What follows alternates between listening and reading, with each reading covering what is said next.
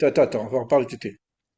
Voilà, on va enregistrer. Bonjour, Gilles Morali, docteur Gilles. Oui, Docteur Morali, bon, on est en Havruta, en amitié, et on va parler donc de la question du mal. Donc, j'ai déjà fait deux vidéos là-dessus avec HR Zelmati. Et puis, j'aimerais avoir aussi une autre vision par rapport à ton expertise, je dirais même aujourd'hui, hein, ce qui est le Zohar. Et je sais que tu as travaillé avec Rachriki, qui a écrit, bon, j'ai un petit texte d'une dizaine de pages sur cette question-là, les origines du mal dans la Torah, et dans ton livre, justement, donc un livre que tu as écrit en co-auteur avec Rav Shriki, hein, c'est ça, Vérifique. On a écrit en 2005 un livre qui s'appelle L'essence de la Torah. C'est L'essence de la un Torah, qui est un commentaire, très, très bon livre, ouais. un commentaire kabbalistique de chaque paracha. D'accord. Et là, il y a beaucoup de passages aussi sur les questions du mal. Beaucoup de ça sur Donc, le mal. voilà.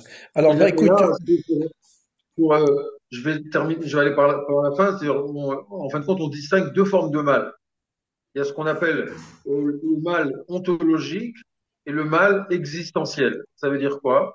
intéressant. Le mal, le mal ontologique, c'est un mal premier, on va le voir dans les textes du Zohar, c'est un mal premier qui est lié à l'essence même de la création du monde. C'est-à-dire, qui dit création dit éloignement, distanciation par rapport au maître du monde qui est entièrement bien. Donc, s'il y a une distanciation par rapport au bien, il y a une potentialité pour le mal. Et ça, c'est le mal ontologique premier fondamental. Qui dit création dit potentialité de mal. Et ça, le Ramchal on parle longuement dans de nombreux textes.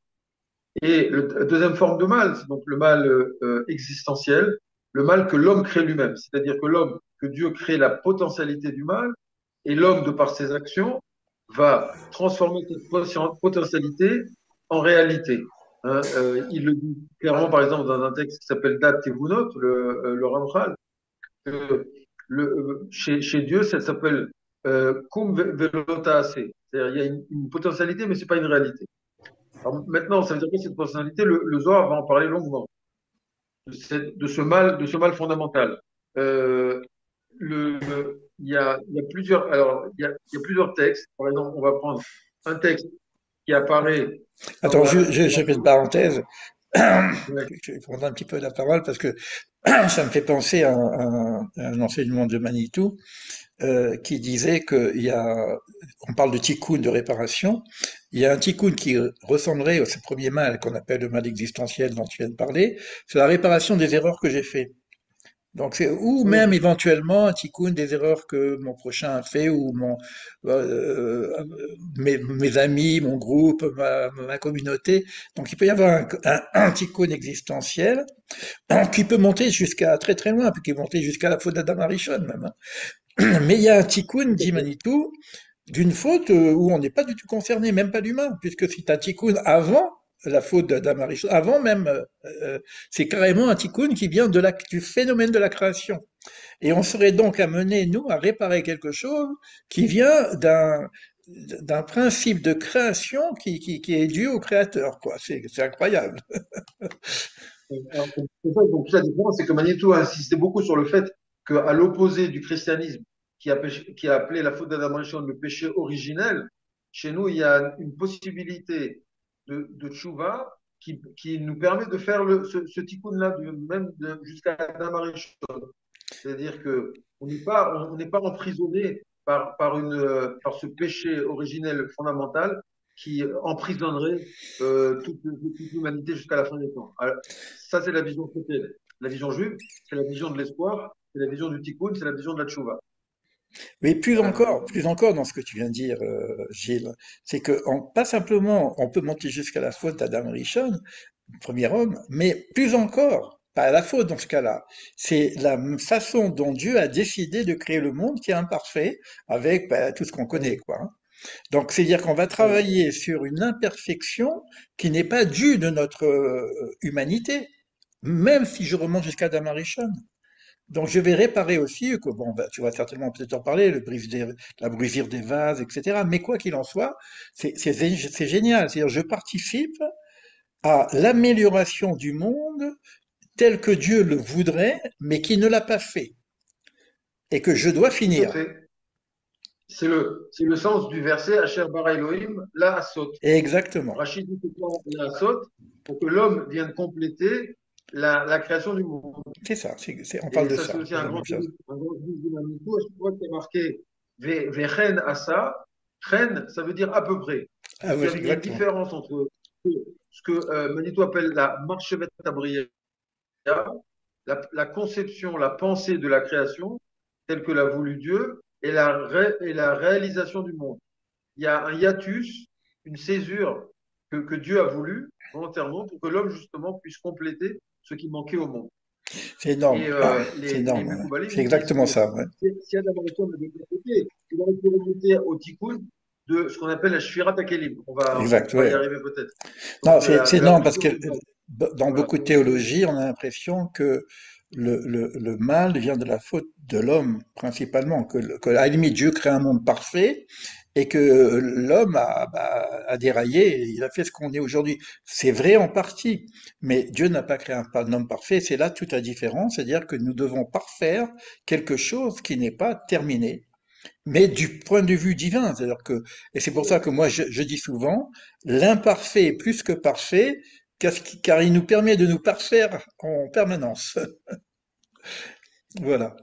Donc je te laisse La avancer notion maintenant. juridique, c'est parfait. C'est pour ça que voilà, l'essentiel de l'homme, c'est pas la perfection, mais c'est la perfectibilité, Exactement, le fait de se exactement. perfectionner. C'est ça, c'est exact. On parle de la même chose. Parce que on a perfection, ça veut dire figé. Quelqu'un qui est parfait, c'est quelqu'un qui est figé. Il est fini, hein. Alors, Il est fini. C'est comme tu les. connais la blague. Quelqu'un qui dit de lui qu'il est tzaddik gamour, il est gamour, il est foutu, il est fini. Donc, Voilà. Comme ça. Moi, je parle ça depuis au niveau des définitions. Des fois, on me demande d'être clair dans les définitions de ce que je veux faire, de ce que. Ben, je dis, comment tu veux que je sois clair? Parce que si je définis, c'est fini, quoi. Je peux plus avancer. Tu vois? voilà, tout à fait. Définir, c'est finir. Bon, ça y est, c'est ça, c'est pas autre chose. Il faut qu'on soit entre l'indéfini et l'infini. On Ah, doit exact. tout le temps jouer entre ces deux notions-là.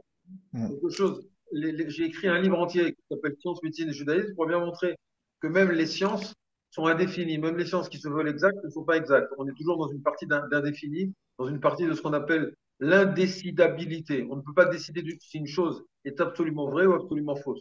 Ça, C'est c'est les énorme. lois mathématiques qui ont été décrites au XXe siècle.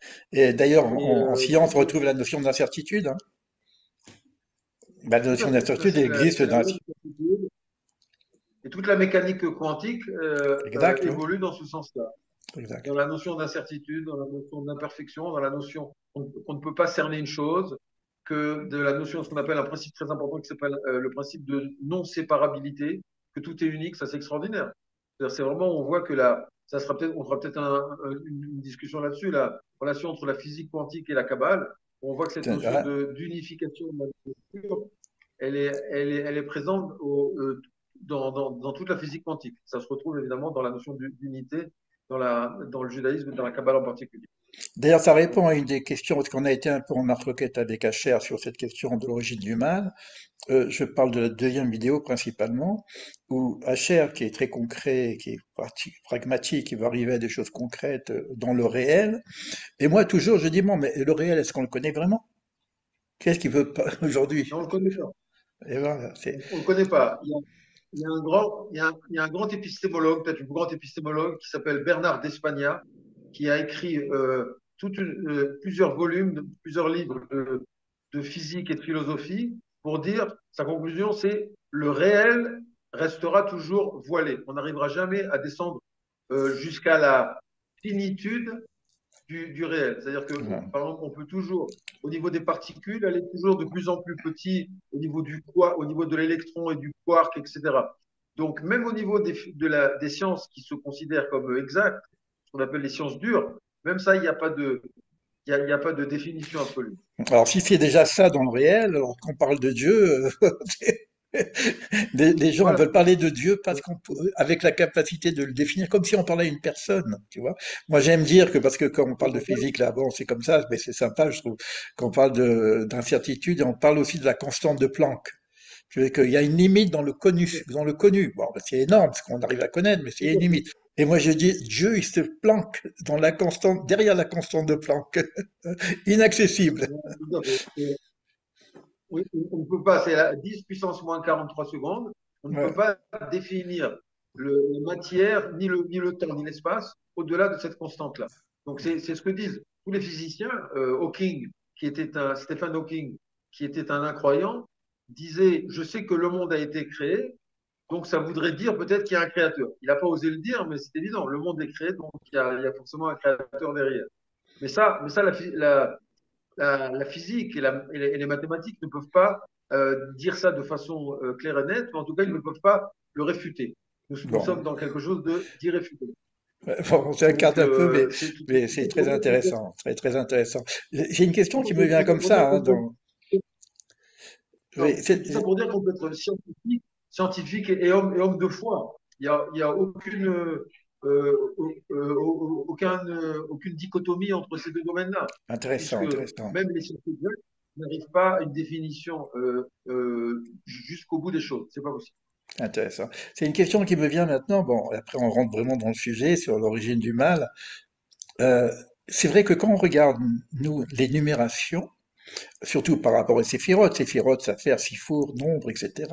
On commence par un, 2, 3, 4, 5, 6, 10, bien que dans 10, il y a un zéro, mais on commence pas par zéro. C'est comme si zéro, on ne sait pas ce que c'est, quoi. Comme la Non, constante de c'est pas Planck ce ne que peut pas arriver au point zéro de la création, donc on a une limite à la notion du point initial.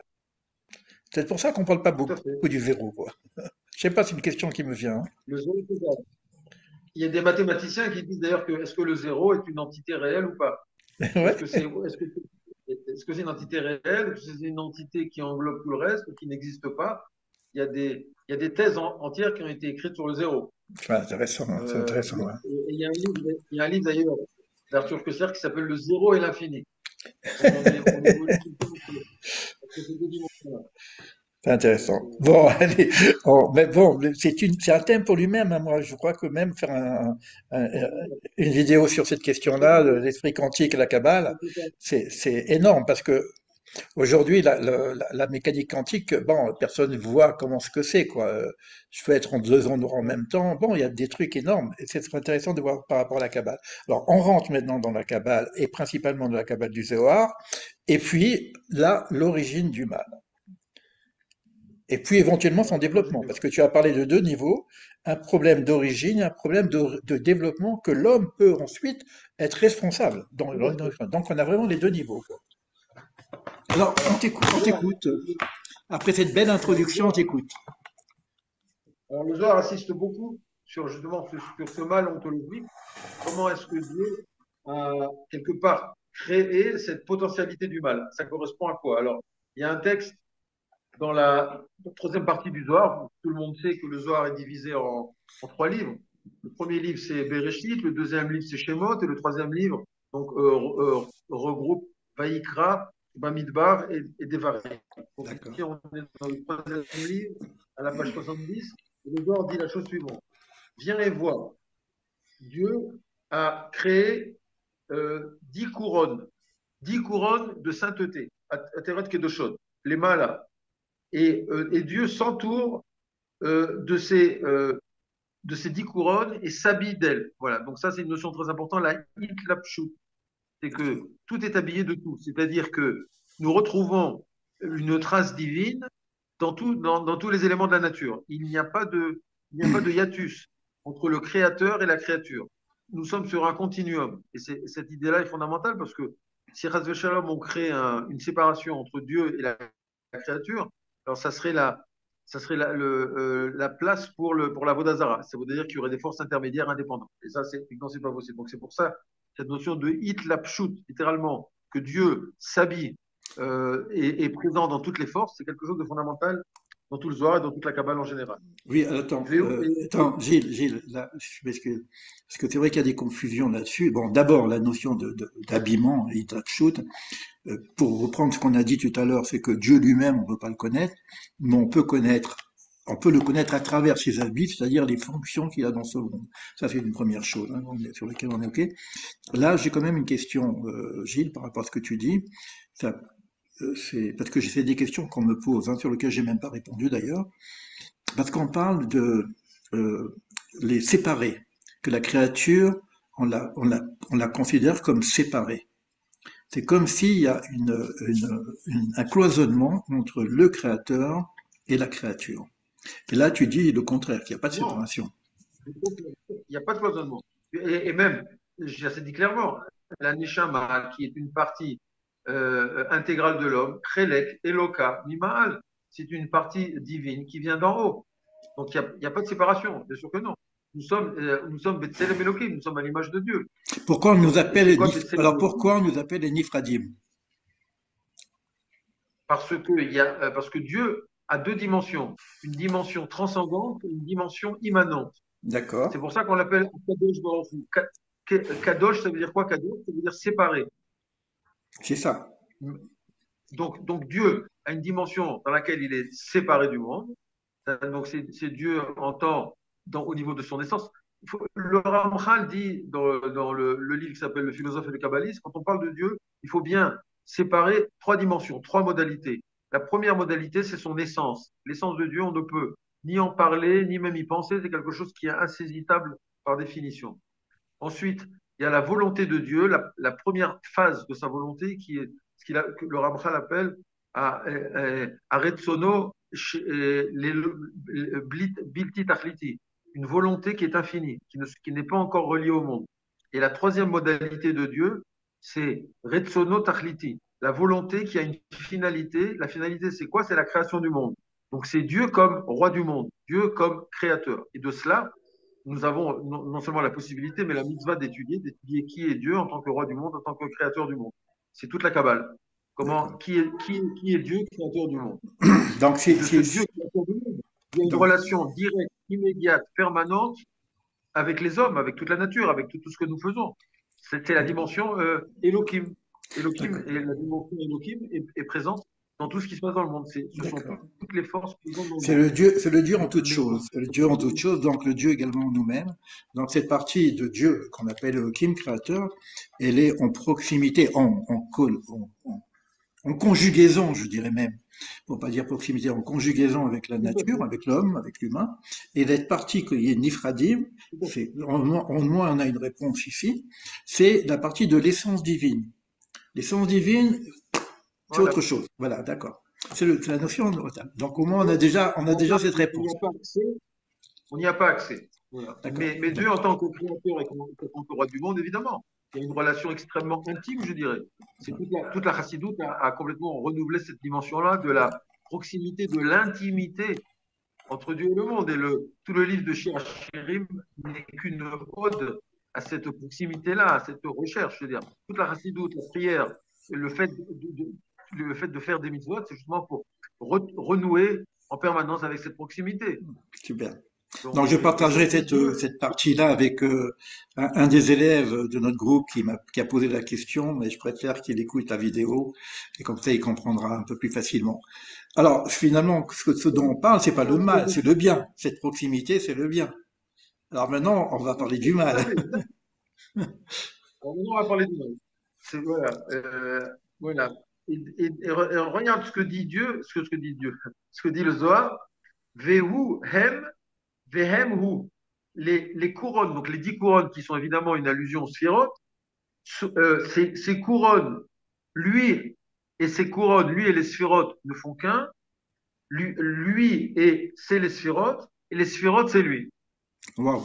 Voilà. C'est la grande question qui est passée, qui est posée justement dans le livre que tu as mentionné Évidemment. du Ramchal, hein. Pourquoi, Est-ce que pourquoi est-ce est-ce que que les tous séphirotes sont créés ou non, quoi?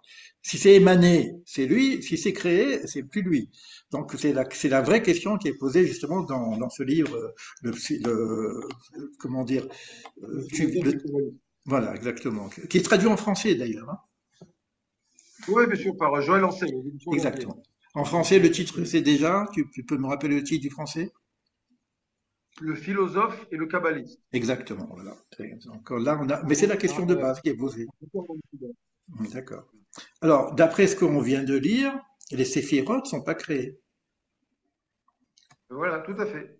Et il existe même, il y a des allusions chez le Harizal et aussi, ici aussi dans le Zohar, on le voit clairement, qu'il y a ce qu'on appelle les sphérotes primordiales qui existent avant toute création des mondes. Il y a les quatre mondes évidemment qu'on connaît, Atzilut, Bria, Yetzira et Assia, mais les sphérotes seraient primordiales, fondamentales, avant l'émanation des mondes.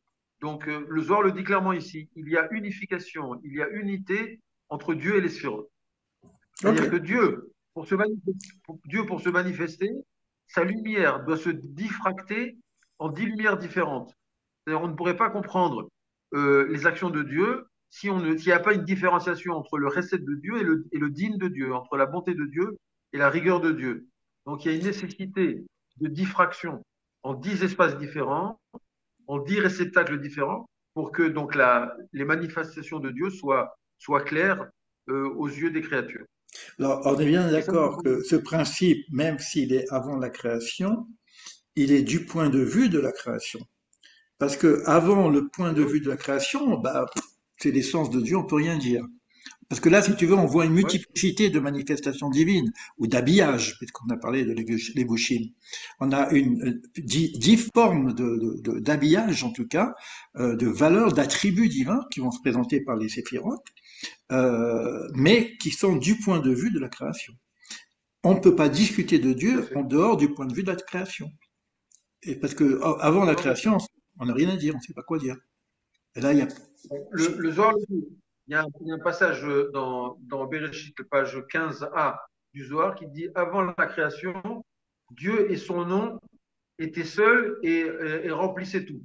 Alors, c'est quoi ce tout? On ne sait pas. C'est-à-dire que c'est pour ça que le Harizal, après, va développer la notion de Tzimtzum, pour dire que justement, Dieu va être obligé de se rétracter dans la périphérie pour faire exister quelque chose qui est différent de lui. D'où donc à ce moment-là la création de ce mal ontologique. Alors, Voilà. Alors là, tu touches au mal le anthologique. T'as vu qu'on a du mal à voilà. parler du mal, hein, tellement on est bien. C'est On a pas du du tout mal que à j'aime parler pas du parler mal du mal. tellement on est bien. Ouais. Allez, J'ai fait une émission sur le mal avec José Eisenberg, Zichrono Lebracha, oui. 3 émissions, et il avait intitulé ça, parce il avait le sens comme ça de l'humour, il avait disait, ben, finalement, c'est l'histoire du mal. Le bien, c'est pas si mal, le mal, c'est pas si bien. Donc, En effet. les deux sont liés. Et le Zohar continue, il dit En, Sham, Shum, Piroud. Il n'y a aucune séparation. Donc, ça, c'est le texte du Zohar, clairement. Il dit il Voilà, n'y a c'est clair. aucune séparation entre Dieu et les sphérotes. En, Sham, Piroud. Les choses sont claires. Et maintenant, on arrive au mal. Léoumatzé. Alors, c'est quoi ce Léoumatzé? Par contre, ça vient d'où ce Léoumatzé? Une formule très importante qui est tirée de l'Ecclésiaste. Zé, Léoumatzé, Asa Elohim, verset célèbre de l'Ecclésiaste, qui dit que Zéloumadia Elohim, Dieu a fait ceci en parallèle avec ceci. Et tous les Mekoubalim vont dire que Zéloumadze, ceci en parallèle avec cela, c'est d'un côté le système du bien et de l'autre côté le système du mal. Et le texte continue, Léoumatze, donc en fonction de ça, en parallèle à cela, on pourrait dire, Yesh Asarak Tarim, il y a 10 couronnes qui ne sont pas saintes. En Enam Kedoshim, ils ne sont pas dans la Kedusha. En bas, les matins, Vehem Kshurim Bezuamat Atziporen Shel Atara Kedushacha. Et c'est dit, il existe 10 forces du mal qui sont en parallèle avec les 10 forces du bien. Donc 10 sphérotes de bien et 10 sphérotes de mal. Oui, on m'avait Et parlé qui sont dernièrement en relation donc avec la Zoua. on m'avait parlé justement, j'en ai parlé un petit peu dans la vidéo, et ça, on n'a pas beaucoup de références, mais ça correspond à ce que tu dis. De la même façon qu'il y a une Merkava, le chariot en question de la Kedusha, il y a aussi une Merkava de l'impureté. Chaque chose a sa. Et la Merkava de l'impureté, elle est très très Chaque puissante. chose a son corollaire. Ouais. Bah oui, bien sûr. On va voir, il y a un corollaire qui existe pour chaque chose entre le bien et le mal. Et ces 10 forces d'impureté sont situées en bas et elles se relient donc au mal qui s'appelle, le Zohar appelle ça le Zuhamat Atsiporen, donc l'impureté de l'ongle. C'est-à-dire que tout ce qui est excroissance, tout ce qui va sortir, ça peut donc être relié au mal. Shel Atarake de Sha'achat, et là, il dit quelque chose d'intéressant. Ces 10 forces du mal sont reliées à une force de Kedusha. Pourquoi? Parce que pour que le mal existe, il doit se nourrir du bien. Chitsonim, Nizonim, Miakdusha. Les Chitsonim, donc les forces extérieures, les forces du mal, se nourrissent du bien parce que tout provient de qui? De Akadosh Baruch Hu, du bien, qui est le bien absolu. Donc, tout, y compris le mal, y compris le Satan, se nourrissent littéralement, de nourriture spirituelle évidemment, par le biais de ce que veut bien leur donner Akadosh Baruch. Et ça, c'est toute la Kabbalah, c'est-à-dire que tout ce qui existe dans le monde n'est uniquement, exclusivement que la volonté de Dieu. Et aussi autant le bien que le mal. Ça, il faut l'admettre. C'est très difficile, peut-être ça sera difficile pour nos Non, auditeurs, je pense, moi, écoute, d'entendre que la là, Torah. le point de vue, on touche quelque chose quand même de fondamental et de très difficile et très important en même temps. Euh, je vais pas te mettre un hiatus dans ce que tu dis parce que c'est dit comme tu le dis dans le Zohar. Mais non, ce que je vois, c'est que dans la notion de volonté dont tu parles, c'est le plan que Dieu a mis. Et d'ailleurs, quand Job il se révolte, Dieu lui dit, tu veux que je change mon plan? Tu veux que je change toute l'organisation du plan? J'ai décidé, à la limite c'est une décision dans la volonté divine, de créer le monde de cette façon-là. Maintenant, chacun va l'utiliser à sa façon. Je vais l'utiliser vers le bien, il y a la vie et la mort. Choisis la vie. Mais je peux choisir la mort. C'est-à-dire que cette excroissance dont on parle, c'est pas que Dieu veut que, c'est qu'il a voulu que, il peut pas exister sans lui. Ok? Donc, il le laisse quand même exister dans le sens d'existence, parce que de toute façon, la main d'un assassin, il y a un courant qui ne peut pas vivre s'il n'y a pas de divin en lui, ça disparaît. Donc, c'est en termes de volonté où les personnes pourraient avoir un trouble dans la notion du mal, c'est que c'est la volonté divine qu'il se passe ça, la Shoah et compagnie, au 7 octobre, si je veux dire. Non, non, non. La volonté divine, elle est donnée à un plan général, et que dans ce plan général, il nous laisse le libre arbitre de pouvoir aller dans la gauche ou à droite, et de faire peut-être des choses qui, dans notre cerveau, ne sont pas admissibles. Ce qui fait que quand je vais dire que c'est Dieu qui a voulu, j'ai des termes que je peux même pas prononcer parce que ça rentre pas dans ma tête, c'est ce que j'ai eu du mal avec, que c'est pas Dieu qui veut qu'on mette un enfant dans un four. Mais c'est vrai que cette possibilité du mal jusqu'à l'excroissance, et j'adore ce mot excroissance que tu dis, parce que moi je ne savais pas comment l'expliquer, je faisais une distinction entre le rat, qui est ontologique mais qui ne peut être qu'à la limite bien, puisque c'est lui qui va nous donner une forme de révélateur du bien, et qui va se transformer en bien, de ce qu'on appelle le citra hara, et qui lui ne peut pas faire tchouva quelque part. Voilà. Tu vois, ça ne peut pas dire que tout le mal revient au bien. Il y a peut-être une partie où on est sorti du cadre. Tu vois ce que tu dis, l'excroissance, tu vois. Alors, c'est juste pour... c'est moi qui parle là, moi je ne sais pas ce que dit vraiment le texte, mais ça peut pas être là, parce que quand on parle de volonté divine, on parle de volonté au présent. Bah, tout, il y a un moment donné, c'est à vomir, quoi. Attends, alors, que Dieu, donc la connaissance pour nous, c'est de connaître le plan divin jusqu'à cette limite qui existe, et à l'avantage de ce plan, qui est un peu difficile à intégrer, si la limite du mal peut aller jusque-là, ça veut dire que la limite du bien, elle peut dépasser tout ce qu'on entend sur le bien. De la même façon que ce mal est Bien sûr. insupportable au niveau de ma conscience, ce bien, ce véritable bien qui nous est attendu, il n'est pas connu. Il est impensable au niveau de notre conscience. Parce que nous, on connaît que le bien de la nature et Elohim, en direct. La nature due en toute chose, la beauté du monde, l'amour aussi. On connaît ce bien-là. Mais il va y avoir quelque chose qu'on dit que les sages vont être assis sur la table. Qu'est-ce qu'on dit? On sait rien. Ils vont être assis sur la table et ils vont avoir des couronnes qui brillent autour de leur tête. Ils vont manger à la table du roi et des couronnes qui brillent autour de la tête. Donc on n'a pas cette notion d'un bien incroyable. Il y a une autre forme du bien, puisqu'on parle du bien, peut-être ça peut nous aider, c'est quand Beth Hacheva, au moment, si tu veux, de Sukkot, où on parle d'un bien que personne ne peut connaître que s'il n'a pas vu. Seuls ceux qui ont vu la réunion des eaux peuvent connaître la véritable joie. La réunion des eaux. Tu vois ce que je veux dire? C'est-à-dire c'est ça que ça devient intéressant, c'est que comme il n'y a pas de limite au niveau du bien, il y a une limite de toute façon, mais le bien est tellement au-delà de tout ce qu'on peut penser. Dans ce monde-là, le mal peut être au-delà de tout ce qu'on peut penser.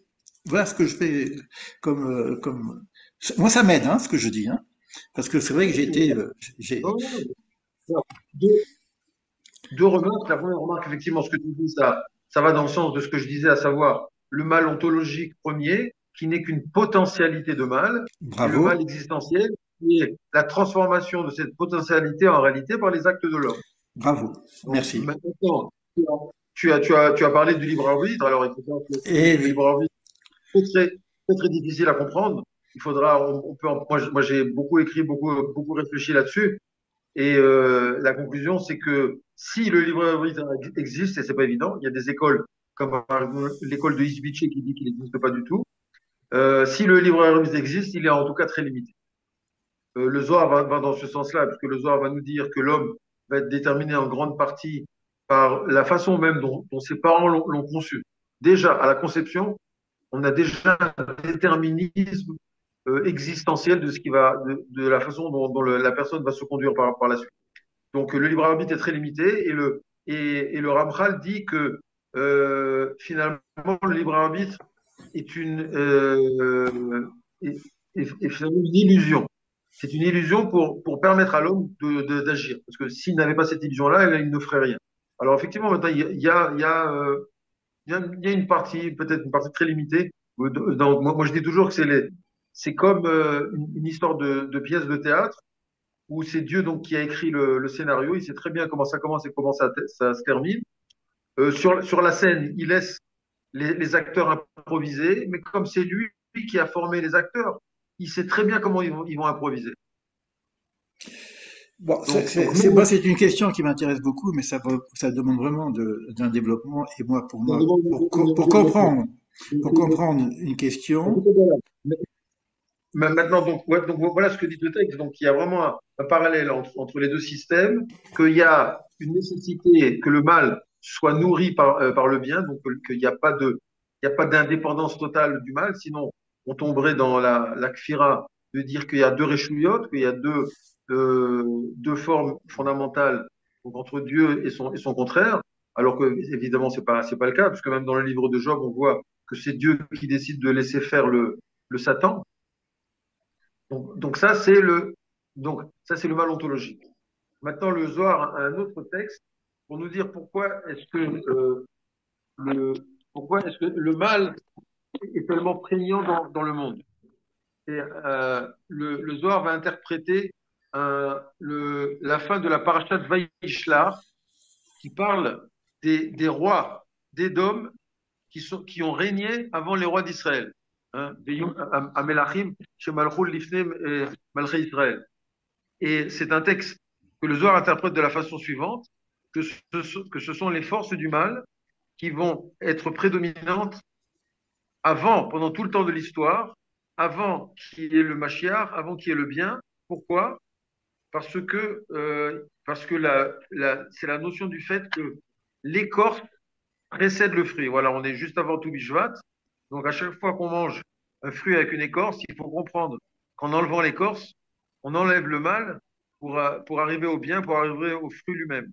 Et malheureusement, pour que le fruit se développe, il faut que l'écorce soit présente. Donc il y a une nécessité du mal dans l'histoire. Et le Zohar dit, c'est pour cela que Jacob dit à Esav que mon Seigneur passe devant mon serviteur.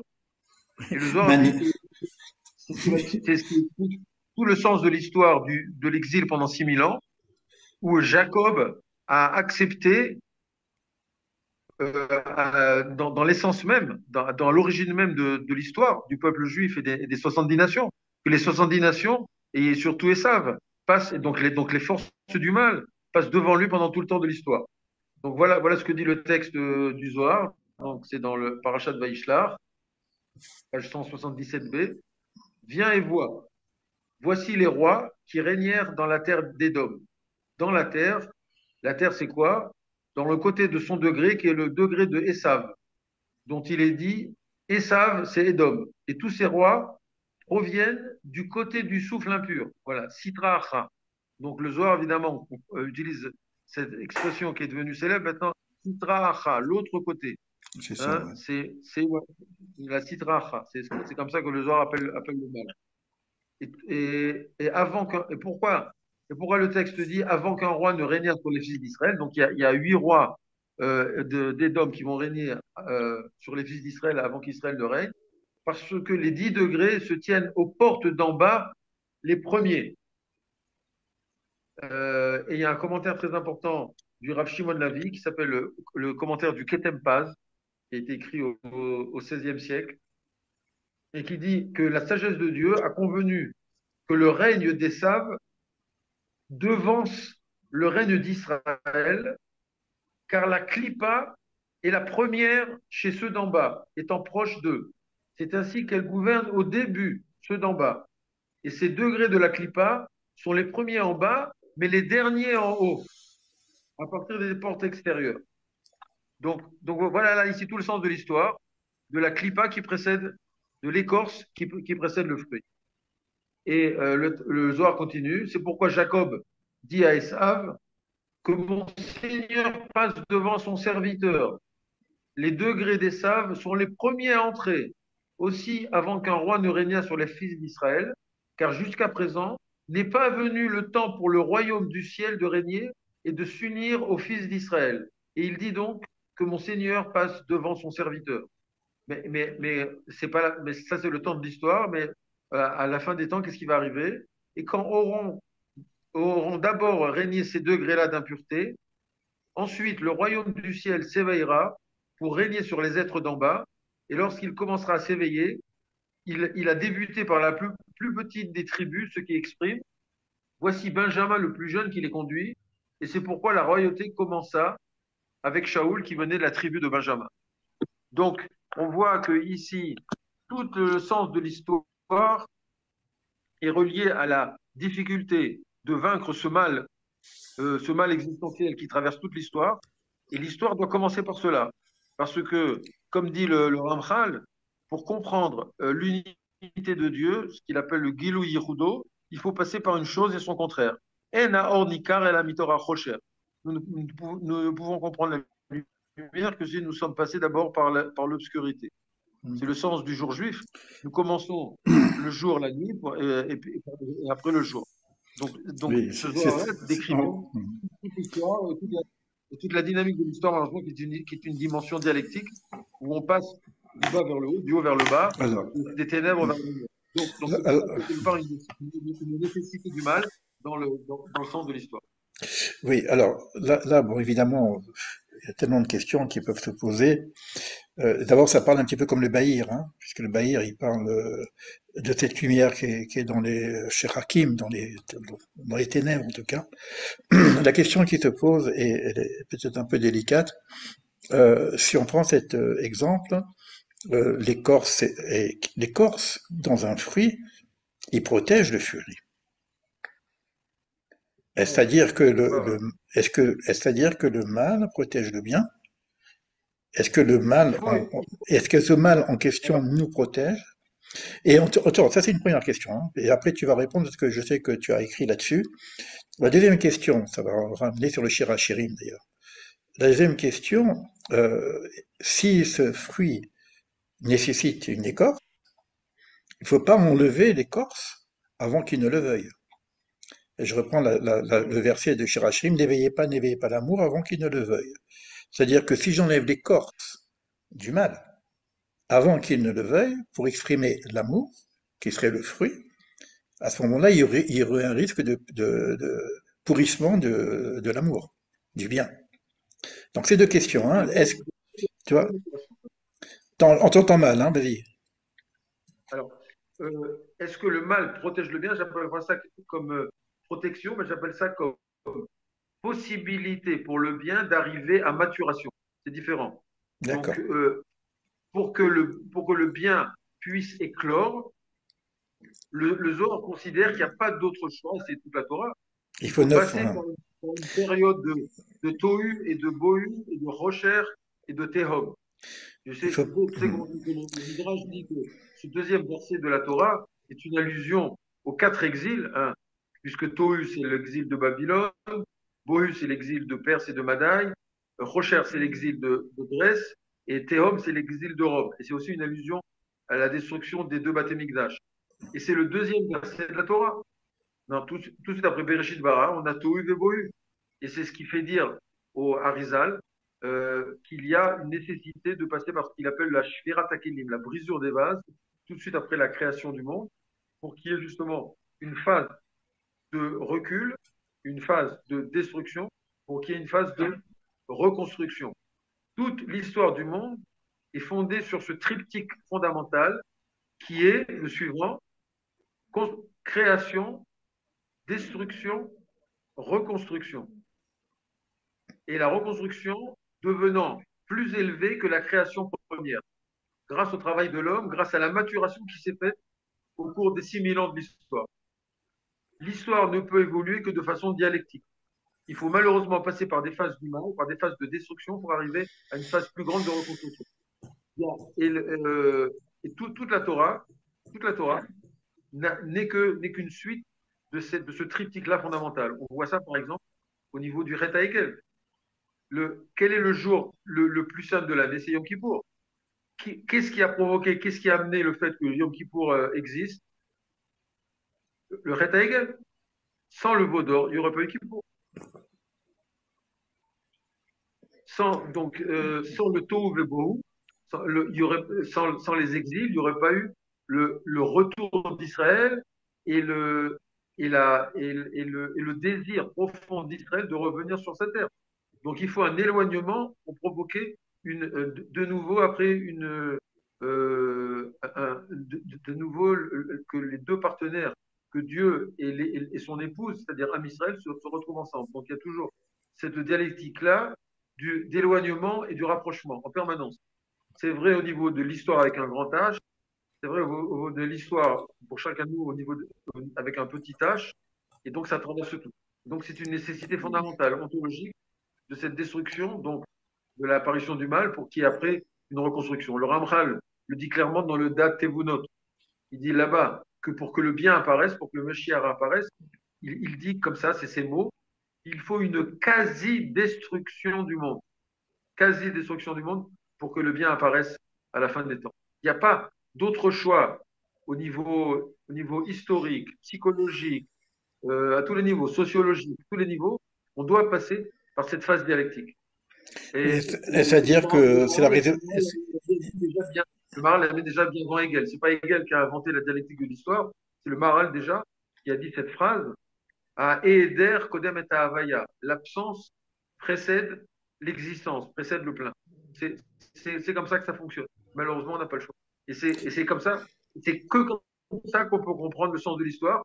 Mais je dirais malheureusement et heureusement, parce qu'à partir du moment où on a conscience de ce triptyque-là et qu'après la destruction revient forcément la reconstruction, alors on ne peut être qu'optimiste. C'est ce que disait Manitou. Manitou disait c'est la différence entre la tragédie grecque et le drame juif. La tragédie grecque se termine toujours par un meurtre. Oedipe finit par tuer son père, alors que chez nous, les juifs, il y a des drames terribles, la Shoah, le 7 octobre, ce que tu veux, mais on sait que ça se terminera forcément bien par le Olam Abba, Olam Sheba, par la Triat Hametim, par le Mashiach. Mais pour aller dans ton sens, comme j'ai parlé du Bahir, le Bahir, quand on parlait du Tohu Vabohu, j'aime bien cette expression, ça aide aussi. Hein. Tohu, bon, c'est vrai, c'est le grand mélange, hein, le grand balagan. Mais Bohu, ça veut dire Bohu, il est dedans. Bohu, ou, Il est dedans. lui, il est dedans. C'est-à-dire il participe en même temps, c'est un voile quelque part, c'est un voile de ce truc. Bon, ça c'est une première chose. L'autre chose qui est très intéressante, donc de la façon dont tu exposes le truc, c'est à travers le Zohar, c'est que finalement on est comme dans une matrice. Il ne faut pas que l'enfant naisse prématuré, quelque part. C'est un peu comme l'Égypte qui a été une matrice, hein. On est sorti d'Égypte comme une matrice. Et les questions qui vont se poser à nous, si tu veux, là tu as parlé encore d'une autre chose, c'est qu'il faut qu'une destruction complète. Est-ce à dire que ça veut dire qu'il faut attendre la résurrection des morts, ou là il y a une destruction complète? Et pour terminer notre entretien, on quitte à reprendre ce qu'il fallait, mais en tout cas, on continuera avec les passages du Zohar dont nous avons commencé avec le Shir HaShirim, le chant des chants, qui va certainement nous aider pour tout ça. La question que je voudrais poser, euh, c'est qu'on parle principalement bon, d'Israël et de d'autres choses. D'accord? Alors, la question qui va se poser à nous, aussi bien au monde entier, quelle est la part des nations là-dedans? Ok, on va éveiller Israël revient sur sa terre. On va éveiller cet enfant attendu qui s'appelle Israël, etc. Et les nations, c'est quoi là-dedans? Bah, c'est- Je continue une question, parce que comme ça, au moins, ça me permet de répondre à des questions qui m'ont été posées, sur lesquelles je préfère des fois attendre. Pourquoi on parle si peu dans la Torah? Je parle pas des nations plus ou moins investies, comme l'islam ou comme le christianisme, Édom, les enfants d'Abraham, tout ça, on voit toute la répartition. Mais c'est vrai qu'on parle très peu, en tout cas. Je sais qu'on en parle, mais on en parle très peu de tout ce qui est Extrême-Orient, comme la Chine, comme l'Inde, des choses comme ça, on en parle très très peu, hein. Le taoïsme, voilà, c'est des choses comme ça. Donc, quelle est la part, la relation, toujours dans cette question-là, hein, du bien et du mal, du travail que fait Israël pour, disons, faire en sorte que dans la progression, comme tu dis, c'est une question d'évolution, d'exprimer le bien dans le monde, et ce bien, on sait que ça s'appelle l'unité, et on sait que ça s'appelle aussi l'amour, et l'expansion de cette idée-là par rapport au monde. bah, je vais reprendre la formule de Manitou. Chaque peuple, chaque nation a sa façon géniale d'être homme. Il y a un génie français, il y a un génie anglais, il y a un génie américain, etc. Donc chacune a une fonction très particulière qu'on ne peut pas lui enlever. Maintenant, il faut se méfier de l'impérialisme des nations. C'est pour ça que la Torah a peur de la force des nations, parce que les nations apparaissent où? Par exemple, la première fois que la notion d'impérialisme apparaît, c'est avec Nimrod. Nimrod était le premier empereur. Hein. Et donc, comme on le sait, il a voulu tuer Abraham et le mettre dans la fournaise ardente. Et Manitou dit c'est toute la différence entre impérialisme et universalisme. Nimrod a voulu donc dominer le monde, a voulu imposer sa valeur au monde entier. Pareil avec la Révolution française. À partir du moment où il y a eu la Révolution française et la Déclaration des droits de l'homme, une dizaine d'années après, il y a eu quoi? Il y a eu l'impérialisme de Napoléon. Donc, au lieu de comprendre, au lieu que la, la Géoula, la rédemption universelle arrivera lorsque chaque peuple comprendra la part qui lui est dévolue, son génie propre, la valeur propre qui est la sienne. Et le rôle d'Israël, c'est d'être quoi? C'est de jouer le rôle de rassembleur, d'universel. Tu connais l'image qu'utilisait le Rav Ben Amozeg. Il disait que les 70 nations sont comme 70 fleurs, donc un énorme bouquet de 70 fleurs. Et Israël, c'est quoi? C'est le vase, c'est la ficelle qui va relier les 70 nations. Ou encore, autre image qu'utilisait Manitou, c'est que les 70 nations correspondent à un énorme miroir qui s'est brisé en 70 morceaux avec la tour de Babel. Et Israël serait le cadre du miroir qui va pouvoir réinstaurer donc Oui, oui, toutes les oui. nations ensemble. Ouais, c'est Donc, très à partir du attends. moment où on comprendra le rôle qui lui est dévolu, à ce moment-là, on pourra arriver à la rédemption. Et Israël D'accord, ok, d'accord. aura le rôle de réunificateur de toutes ces nations. D'accord, d'accord. Non, très bien, très bien. Donc, j'avais cette autre image que j'ai souvent développée, que chaque nation est une perle, et le rôle d'Israël, c'était tout le fil de rassembler toutes ces perles pour en faire un D'accord. collier. C'est pareil. On est Mais d'accord. c'est très important comme truc, parce que moi, ce que je dis derrière ça, Ok, chaque nation c'est une perle et nous notre rôle serait l'unification des valeurs. D'accord? L'unité Voilà, des tout à valeurs, fait. d'accord. L'unité des valeurs. Ouais. Mais il y a un problème qui va se poser là, parce que si moi je me... Et ça, c'est qu'on va le retrouver dans notre système religieux parfois, hein, ou dans l'incompréhension de notre identité, si je me prends pour une perle, plus encore, si je me prends pour la perle des perles, c'est fini, je fais plus mon travail. Parce que si je dois être un fil, je dois pas être une perle. Si je dois être un cadre, je dois pas être dans le miroir.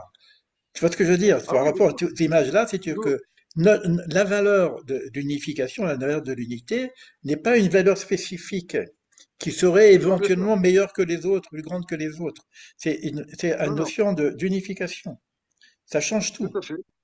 Donc, Tout à fait.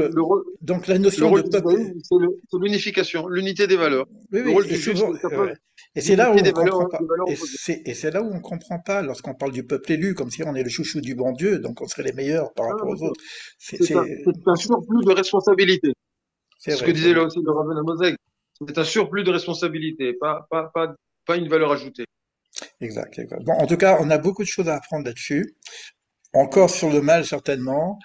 Mais oui. bon, comme on va pas parler que du mal, on va essayer pour le prochain cours, puisqu'on travaille aussi avec toi sur le Shirachirim, donc vraiment le chant d'amour, je pourrais dire, hein, le chant des chants, le chant d'amour.